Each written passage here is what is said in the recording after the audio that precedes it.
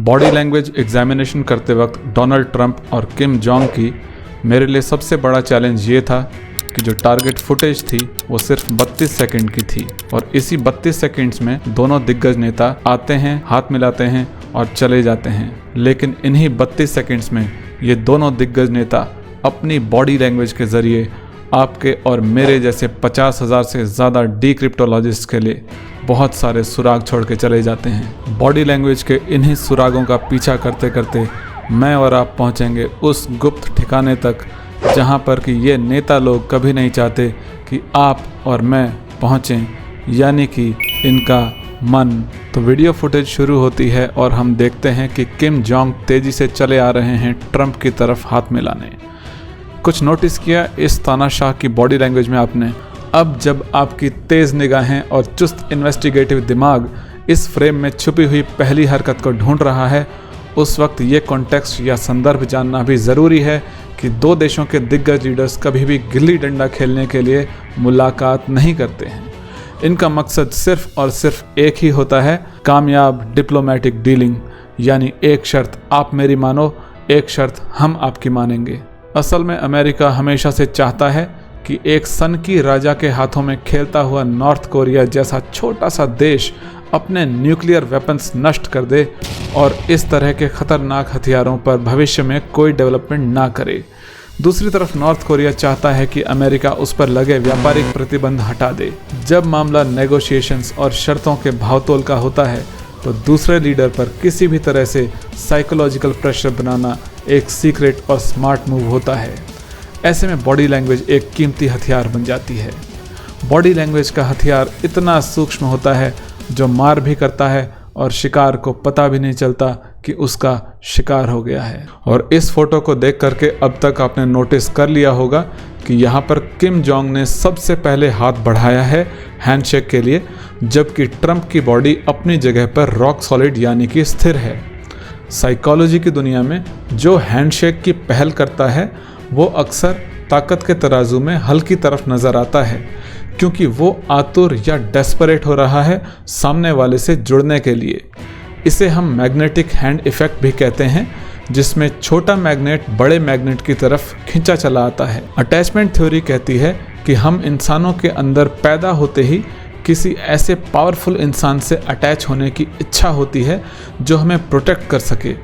ये प्रक्रिया हमें नवजात बच्चे में भी देखने को मिलती है, जो अपनी माँ के साथ अटैच होकर बहुत खुश होता है, लेकिन अलग होते ही वो रोने लगता है। लेकिन ये एनालिसिस बड़ी अधूरी और लापरवाह कहलाएगी अगर सिर्फ एक एविडेंस दे करके मैं ये बोल दूं कि किम जोंग ताकत के तराजू में हल्की तरफ खड़े हैं। इसलिए सावधानी से पड़ताल करके एक से ज़्यादा एविडेंस ढूंढना हमारी जिम्मेदारी है। तो साइकोलॉजिकल कमज़ोरी का दूसरा एविडेंस हमें देखने को मिलता है किम जोंग की आंखों में, जो मुलाकात के शुरुआती दौर में ही ट्रंप की आंखों में नहीं देख पा रही हैं। So he is clearly looking down. इसको अगर हम जैविक दृष्टिकोण से भी देखें तो हम पाते हैं कि नॉर्मली दो पुरुष अगर वो दोस्त नहीं हैं तो एक दूसरे की आंखों में देखना वो सबकॉन्शियसली एक चैलेंज या थ्रेट के तौर पर लेते हैं, जबकि ताकतवर और साइज में बड़े जीव को अक्सर कमज़ोर और छोटे जीव की आंखों में देखने में ज़्यादा डिस्कम्फर्ट नहीं होता। अब दोनों एविडेंसेस को जोड़ दीजिए, यानी एक तो हाथ मिलाने की पहल करना और वो भी नज़रें नीची करके। अब अपने दिमागी माइक्रोस्कोप के लेंस के नीचे आप रखो ट्रंप की हथेली को। अब ये कैसा हैंडशेक है भाई? शायद ये ट्रंप बाबू के बॉडी लैंग्वेज एक्सपर्ट्स टीम के द्वारा बनाई गई एक साइकोलॉजिकल ट्रिक है। यहाँ पर डोनाल्ड ट्रंप ने अपना हाथ कुछ इस तरह से नीचे रखा है जैसे कोई आशिक किसी नाजुक सी मोहतरमा का हाथ थामता है। असल में इस जेस्चर से तीन काम एक साथ हो रहे हैं। ट्रंप किम जोंग को साइकोलॉजिकली नाजुक बनाकर उन पर हावी होने का खेल शुरू कर रहे हैं, फॉर्मल हैंडशेक की बजाय फ्रेंडलीनेस शो कर रहे हैं और साथ ही जेस्चर से स्पष्ट तौर पर कोऑपरेशन की रिक्वेस्ट की झलक भी दिखा रहे हैं। इंटरेस्टिंगली इस तरह का नाजुक मोहतरमा वाला हैंडशेक जेस्चर कभी भी ट्रंप पुतिन के साथ नहीं कर पाते।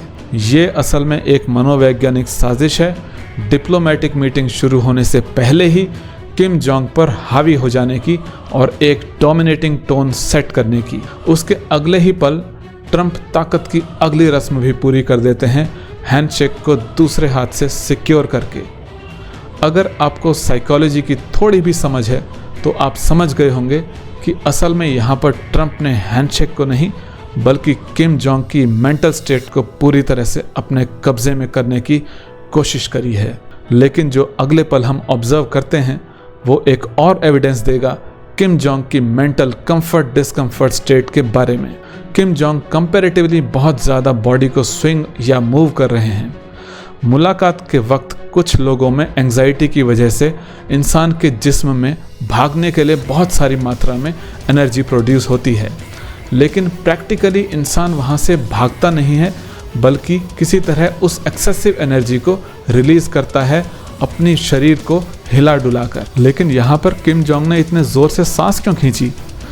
असल में घबराहट होने पर आपका हार्ट तेज़ी से पंप करता है, ब्लड प्रेशर बढ़ जाता है और ऐसे में ऑक्सीजन की डिमांड भी बढ़ जाती है, क्योंकि शरीर को लगता है कि अब आप इस स्ट्रेसफुल सिचुएशन से फिज़िकली दूर भागेंगे या उस इंसान से फिज़िकली फाइट करेंगे जो इस स्ट्रेस का कारण है।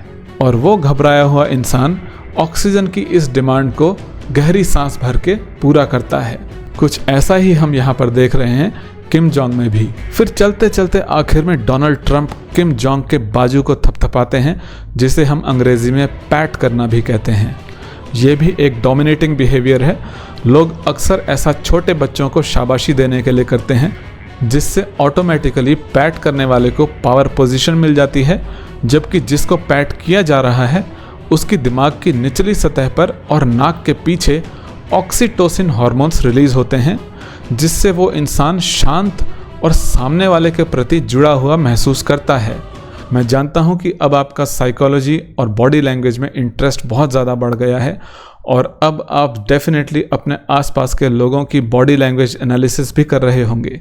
इसीलिए चलते चलते मैं आपको बॉडी लैंग्वेज एनालिसिस को लेकर के एक गोल्डन टिप देता हूँ। जब भी आप अपने आसपास किसी इंसान की बॉडी लैंग्वेज को अपने स्कैनर में लें तो इस बात का ध्यान ज़रूर रखें कि उस इंसान को ये ना पता चले कि आप उसकी बॉडी लैंग्वेज को मॉनिटर कर रहे हैं, क्योंकि ऐसा करने पर वो अपनी बॉडी लैंग्वेज को चेंज कर देगा और आपको फॉल्स सिग्नल देने लग जाएगा, जिसका रिजल्ट ये होगा कि आपके एनालिसिस का आउटकम गलत निकलेगा। तो बस ऑब्जर्व करते रहिए। मिलते हैं कमेंट सेक्शन में।